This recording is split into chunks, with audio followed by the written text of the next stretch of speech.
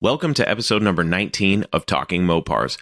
This episode is the latest installment of High Performance Heritage. This time around, we take a look back at 1968 and the factory lightweights. That's right, folks, we're talking the 1968 super stock Hemi darts and Barracudas. We're also talking Project Car of the Week, high performance parts, listener stories, and we've got our first listener voicemail. So without further ado, if you are a Mopar enthusiast, then you are in the right place. Don't go anywhere. You're tuned into the best Mopar enthusiast-driven podcast on planet Earth, and I am your host, Chris Albrecht, better known as the Mopar Hunter, and this is Talking Mopars.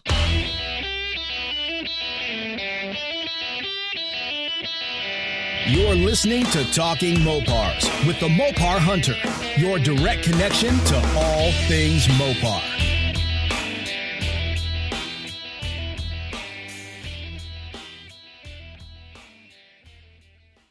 Welcome to Talking Mopars. This episode of the show is an installment of High Performance Heritage. On these special editions, we shine the spotlight on a car, person, or event that had a lasting impact on the heritage of Mopar. So, we'll close the show out talking High Performance Heritage, which this week focuses on the 1968 Superstock Hemi darts and Barracudas.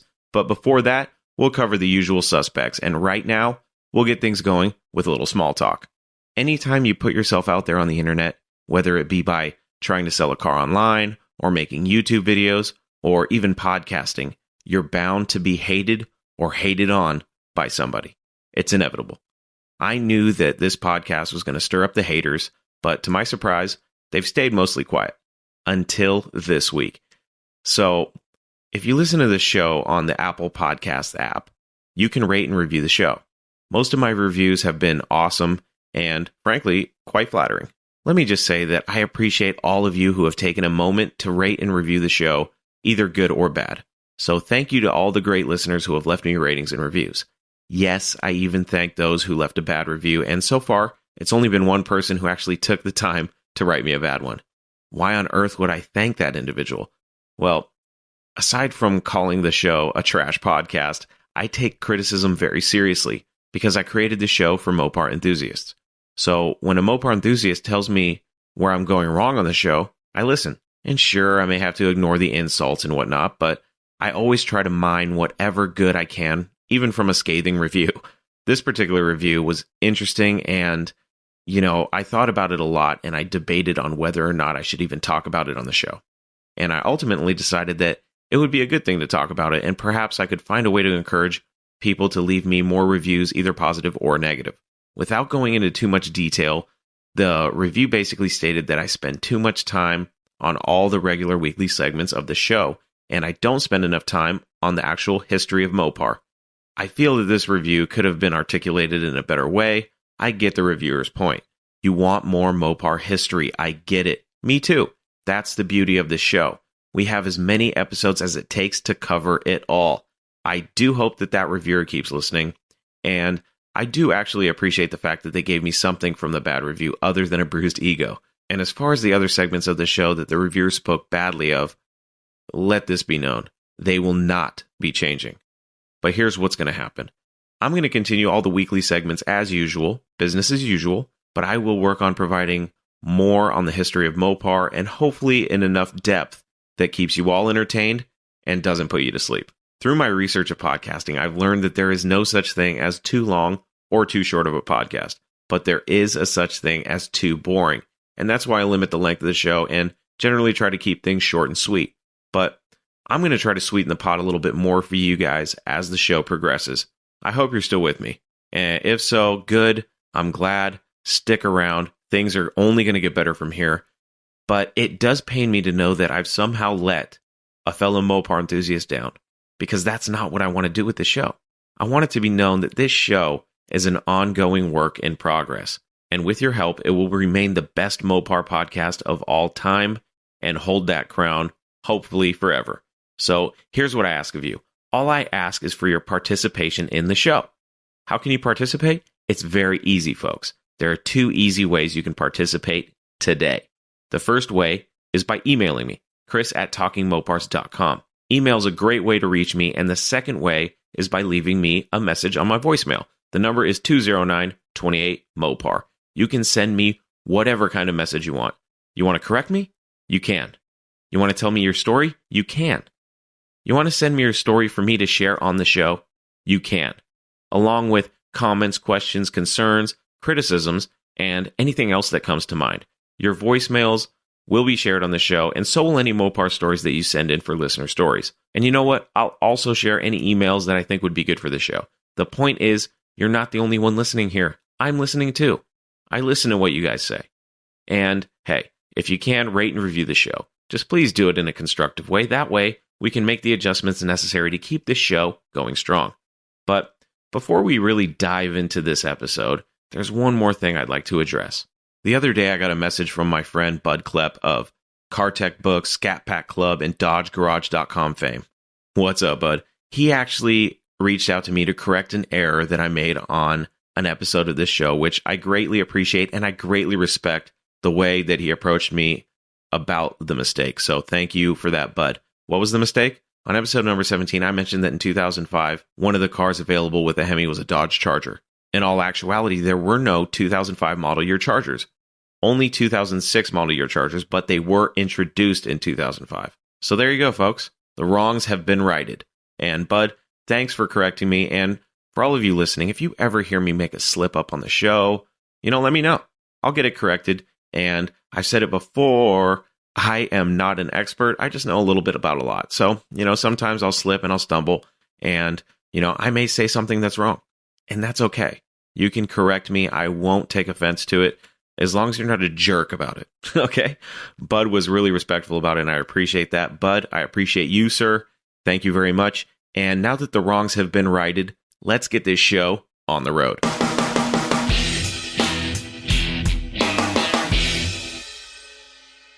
This week's project car of the week is the 1969 Dodge Super Bee that was posted on the Mopar Hunter Facebook page on March 12th at 12 p.m. Let's check out the ad.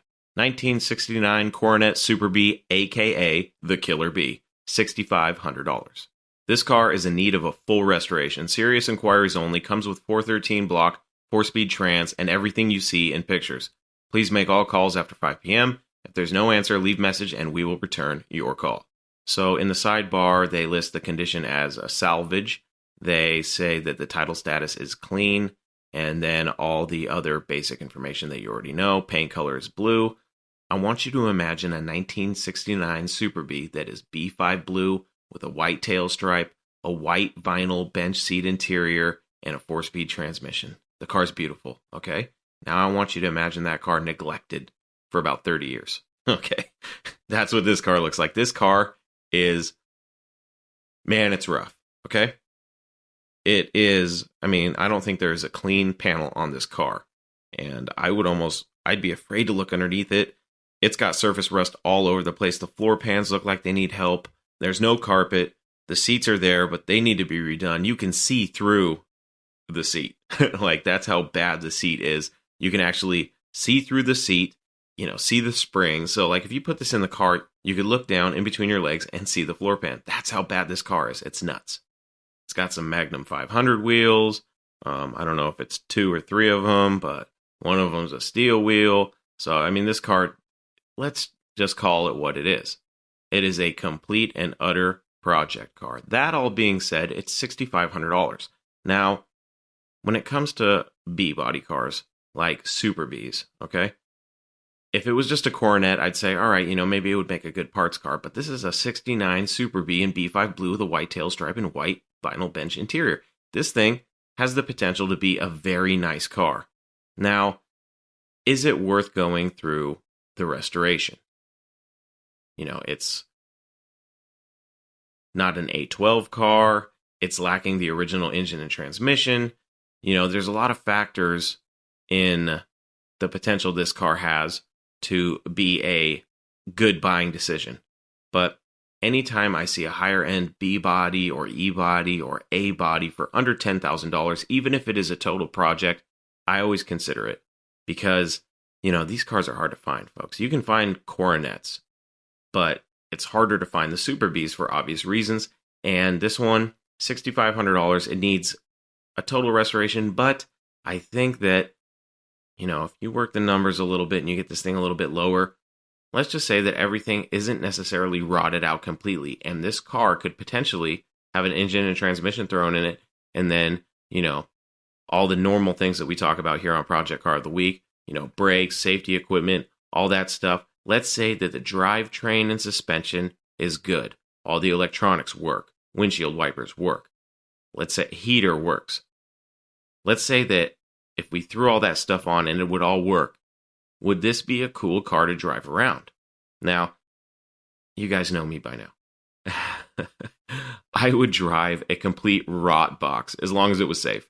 So, especially something cool like a Charger, a Super B, even the lower end cars. I'm an equal opportunity Mopar guy, okay?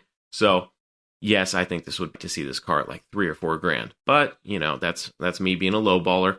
And, my philosophy is I'd rather be a lowballer than a no-baller, you know what I mean? So, I think this would be a really cool ratty muscle car. I mean, there's patinaed and there's rotten. This thing, toes that line pretty close. It's right in the middle. There's just something about it that speaks to me. I say that all the time. This car has the potential to be very cool. Here's how I envision it. I say, and here we go again, saying the same thing over and over again. I know some of you are thinking, God, this guy's like a broken record, but I would probably get this car to running and driving condition with a 3rd generation Hemi, because I just think the new school combined with the rotted, ratty muscle car look, I think that's cool. That's I've been into that lately. I don't know why. I like patinaed muscle cars that have, quote unquote, barn finds, these types of cars that are in derelict condition. I think they're awesome when they have modern drivetrains. So that's what I would do with it. $6,500, I say go for it. I say go in there with $4 grand cash, lay it on the table, and this is what I would do. You may be thinking I'm crazy. I'm sure a lot of you are like, this guy's nuts, but maybe you like hearing me and my crazy ideas. But the other thing you could do with this thing is, forego the modern drivetrain and go old school with it. Screw it. You know what I mean? I think this thing would also be cool if it had hijackers in the back and deep dish Kraggers. You could get a real street machine vibe going. A ratty street machine is always cool to me. So, you could go a couple different ways with this thing. Or, if your wallet is fat, and I do mean fat, you could turn this thing into a beautiful car. I think the combination of B5 blue and white is beautiful.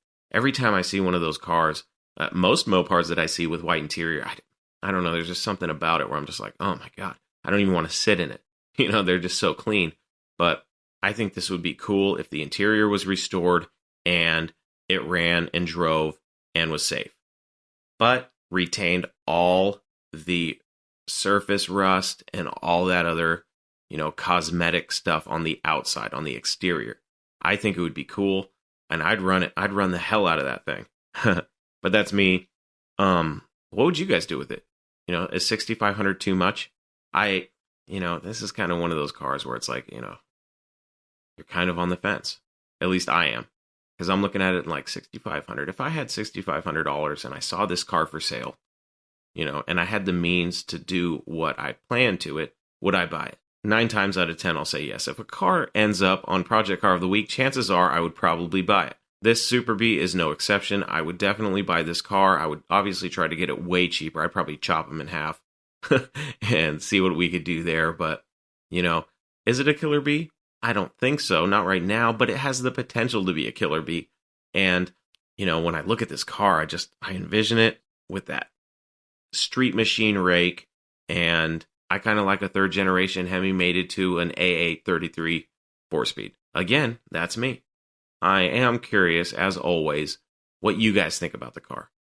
On the comment thread for this post on my Facebook page, I actually saw a lot of positive comments on it, which is, if you've been following the Mopar Hunter for any amount of time, you'll see that my page attracts muscle car experts, and they all know the values of these things. Obviously, I'm being a little sarcastic. Everybody has an opinion. Some of them stink. Some of them are great. Some of them fall right in the middle. This car, it got some love, which is surprising to me because of the condition it's in. But a lot of people were saying the same thing that I did, and that's a good price, and that you don't see them this cheap, and that it has potential. And then there's a couple that are like, wow, that's way too much. I'll give them $1,000, which to me, $1,000, that's laughable. Yes, I try to chop them in half at like $3 grand, but that's me. and I would not expect to pay $3,000, but I'd like to try to lower that $6,500 a little bit. So all in all, I do think this is a good car. I think that it'll make someone a great project. And one thing that I see on the Mopar Hunter page a lot is comments about how much it would take to restore the car, how much money, how many hours of labor, things like that. I don't think that way. You know, if I see a car that's too far gone, my first mission objective is to get it back on the road. I don't care what it looks like. A lot of guys, they don't want to drive a rust bucket. They want to drive a beautiful Mopar, and there's nothing wrong with that. I love beautiful Mopars, but I'm an equal opportunity Mopar enthusiast. You've heard me say that before. And when I see a car like this, I just want to get it back on the road, because I think this car driving down the road on a nice set of wheels and tires with the right stance and a healthy sound, I think I think this thing would turn heads. I think you could pull up in a Hellcat and you could pull up in this thing, and I guarantee at a stoplight, most people would be looking at the Super Bee. It attracts attention. If you look at the pictures of this car, it's just got a really cool look to it. Now, some people are like, really cool look? It looks like a POS. And I get it. But some people like me, like that ratty look. This car is ratty to the nth degree, and I love it. So Project Car of the Week for this week, episode 19, is the Killer Bee, the 69 Super Bee for $6,500.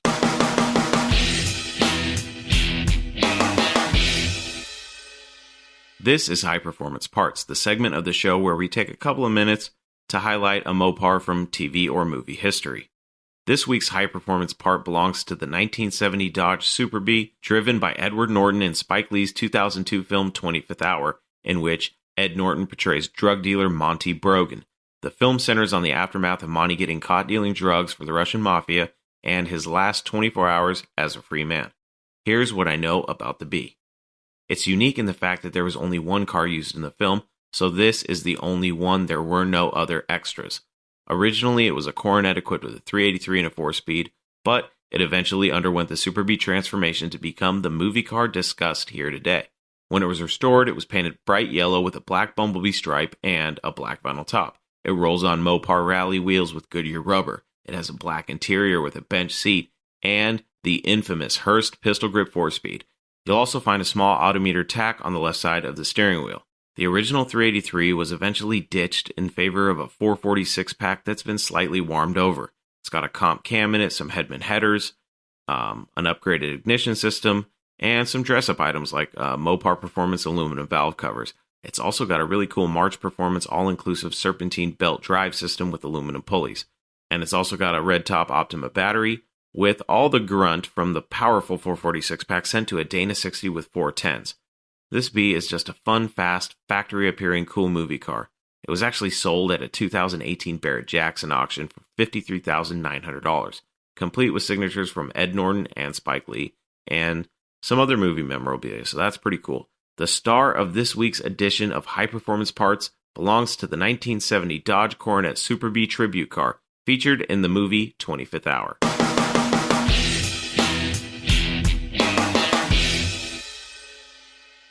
This is Listener Stories, the weekly segment of the show where I share your stories that you send to me via email. I also have been advertising for the past few weeks my voicemail number, which is 209-28-MOPAR. So this week we're going to do something a little bit different. Instead of reading stories that come to me via email, I actually got a voicemail from my friend Hemi Bill. Now, if you're not familiar with Hemi Bill, he's a cool dude and he's got some great stories. And if you want to read any of them, you can go to hemibill.com. There you'll find all sorts of fun stories and a bunch of content relating to his Mopars, of which he's had a lot of. Now, let's hear what Hemi Bill had to say. Hey, Chris, this is Hemi Bill calling. Hey, I think it was podcast 17. You were talking about the car used in Tommy Boy, the convertible. I'm wondering, was that also the same car that was repainted and used at the end of Joe Dirt? Wondering if you got any info on that. Let us know. Curious minds and all that. Hemi Bill out. Hey, Hemi Bill, thanks for sending in your message. You're officially the first caller that I've had. So thank you for that. And in regards to your question, I always wondered the same thing, because rumor has it that David Spade's kind of a Mopar guy. Now, that's funny because in a lot of his movies, he says dumb things in relation to Mopars, which I don't know if that's just script writing or what, but let's just say I was an actor. If I was reading some lines and I was a Mopar enthusiast and they were having me read something dumb that was untrue, I would definitely have to correct them. But I always had a suspicion that perhaps David Spade actually owned the car, but I later found out no. I had assumed that the one in Tommy Boy was his and that he eventually converted it to the orange black striped one that we see in Joe Dirt. Upon further investigation, I realized that other people were coming to the same conclusions that I was. And that's that there were some dead giveaways that, for one, it wasn't a real GTX, and two, it quite possibly could be the same car based on a couple of subtle hints. One, the tires and wheels. So, both the Tommy Boy car and the Joe Dirt car had Krager SS wheels with Uniroyal tires. Now, that could be a coincidence. But then you start digging in a little deeper, and if you compare the Tommy Boy car to the Joe Dirt car, you realize that they have a lot of the same non-GTX features, even though they're claiming to be GTXs. So you have the gas cap, you have the 120 mile an hour speedometer, you have the column shift. So there are a few things that are consistent with both of them where you go, okay, maybe it is the same car. Now, I do believe it was the same car. I just think that it was repainted. And from what I understand and the research I've done, it actually is the same car. And everybody else that's even remotely a Mopar person comes to the same conclusions, and they even go even more in depth with it. So you can look that up online. There's certain little hints to the car other than the ones that I mentioned, like little things that a GTX should have that those cars both do not have. So we can safely assume that they are the same car, they were just repainted. And from what I understand, they're basically pretty popular Hollywood cars that are used quite a bit as extras.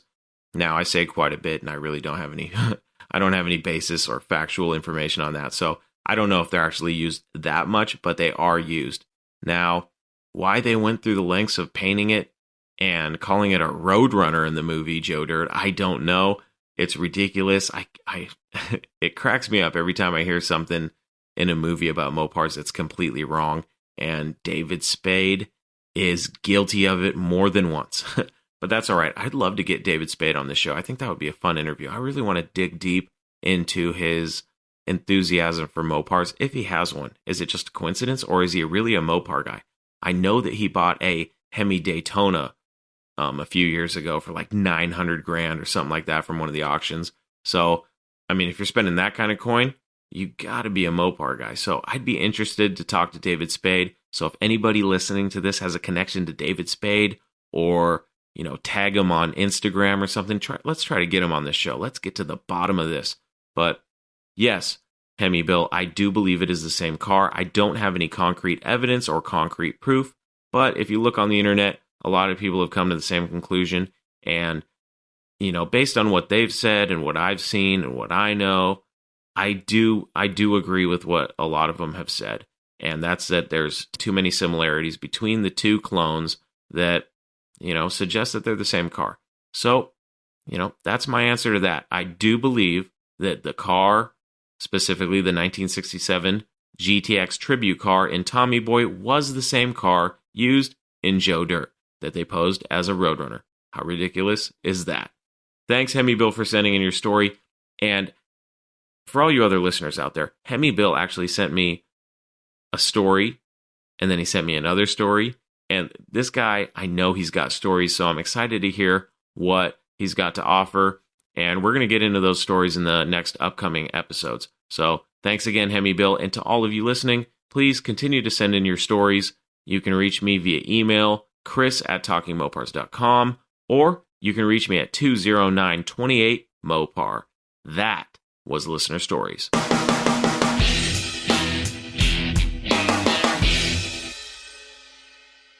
Notice, this car is equipped with a 426 cubic inch engine and other special equipment. This car is intended for use in supervised acceleration trials and is not intended for highway or general purpose car use. Accordingly, this vehicle is sold as is, and the 12-month or 12,000-mile vehicle warranty coverage and 5-year or 50,000-mile powertrain warranty coverage does not apply to this vehicle. That was the message on the small yellow rectangular decals found on the glove box of two of the coolest Mopars to ever dominate the quarter mile that you could actually special order at your local Mopar peddler in 1968. What were the production codes for those little monsters? The darts were L023, or what I call LO23 because it rolls off the tongue easier, and the Barracudas, which were B029 or BO29. These weren't cars that were ever intended to be mass-produced. These cars were meant to be factory-built drag cars that were ready to run. Now, exactly how many of these cars were built? 80 darts and 70 Barracudas. To put that into perspective, thousands of some of the rarest Mopars were made. There was thousands of Hemi cars, and there was thousands of, sought-after cars in the Mopar realm. But yet, the 1968 Superstock Hemi cars that we're talking about today, there was only 80 darts and 70 Barracudas produced. That's insane. Okay? That makes them extremely rare.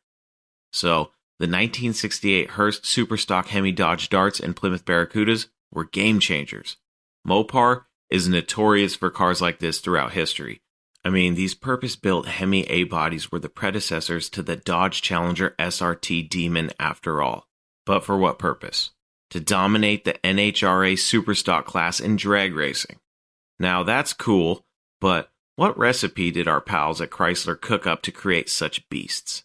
Well, the first simple ingredients in the recipe stuck true to the high-performance formula of big engine plus light car equals go fast very quickly. These little Superstock A-bodies did just that. But what kind of tactics did Chrysler use to ensure the success of this factory-built drag strip machine? A diet for one. And also some help from their friends at Hurst Performance. Chrysler shipped their stripped-down Superstock cars to Hurst, where Hurst would take on the task of preparing the cars for track duty.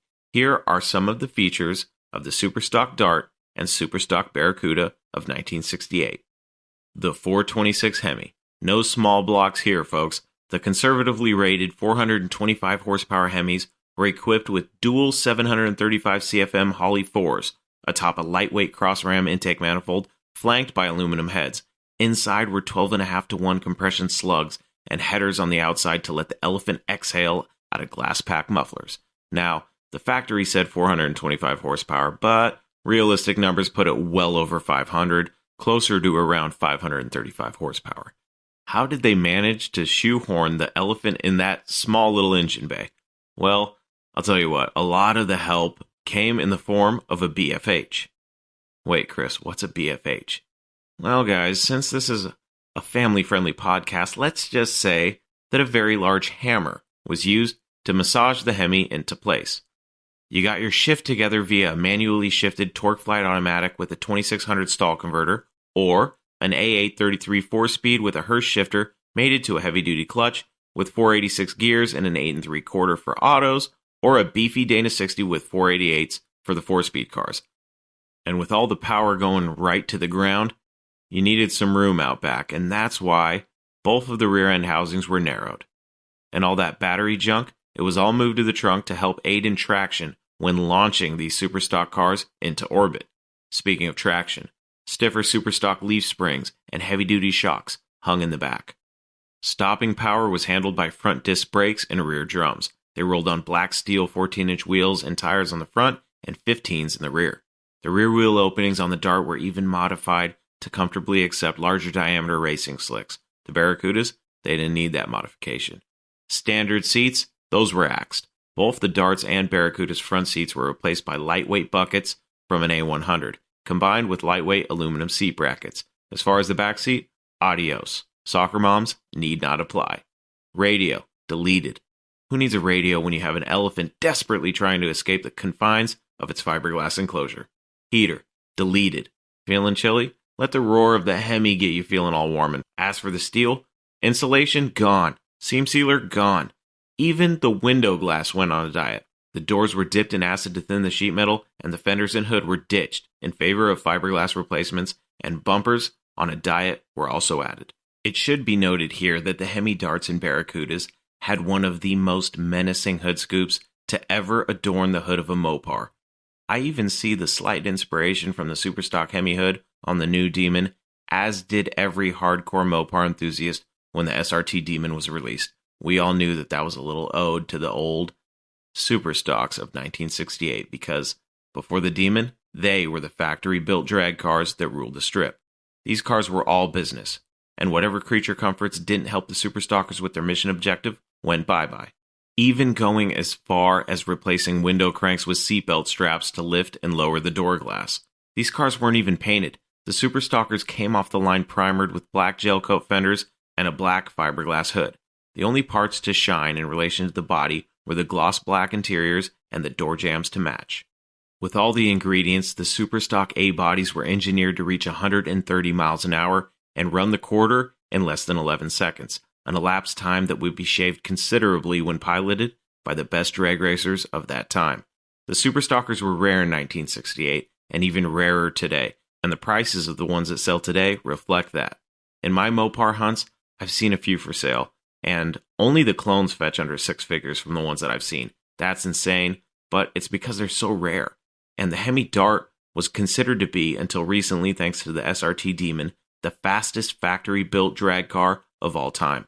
It actually still holds the crown when considering cars from that original muscle car era. Speaking on value again, back in 1968, you could get a Superstock Hemi Dart for $4,200. So basically what you're buying is a 3,000-pound rocket ship for the quarter mile. And while $4,000 was a lot of money back in '68, today, that investment would have been well worth it. And believe it or not, the cars actually did meet the necessary requirements to be considered street legal. The decal inside the cockpit, however, would suggest otherwise. This has been High Performance Heritage, and those were the Hurst Superstock Hemi Darts and Barracudas of 1968.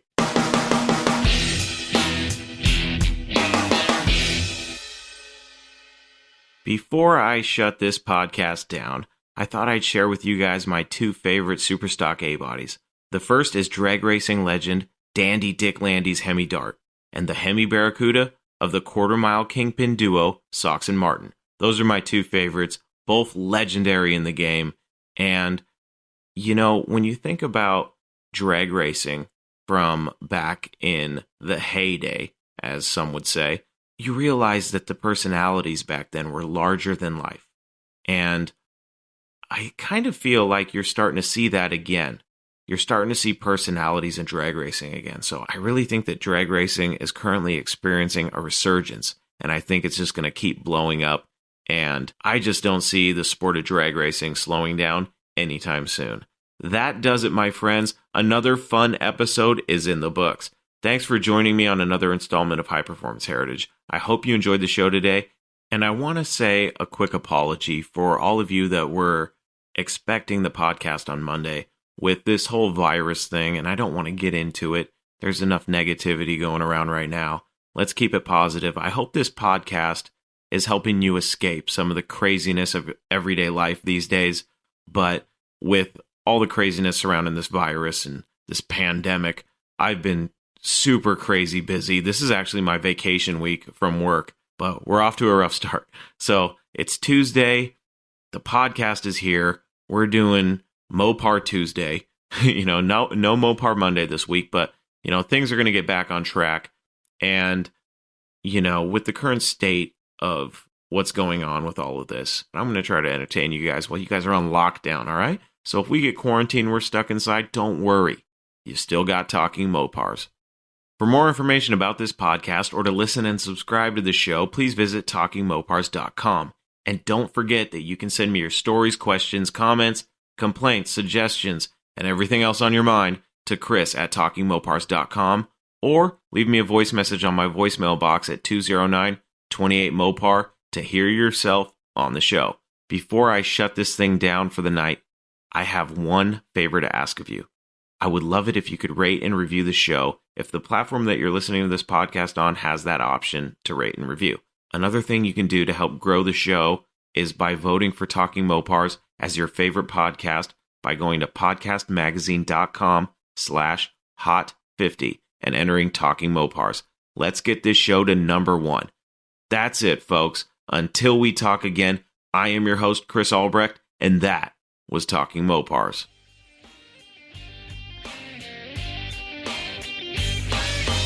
Thank you for listening to Talking Mopars, your direct connection to all things Mopar. Until next time, remember, no Mopar left behind.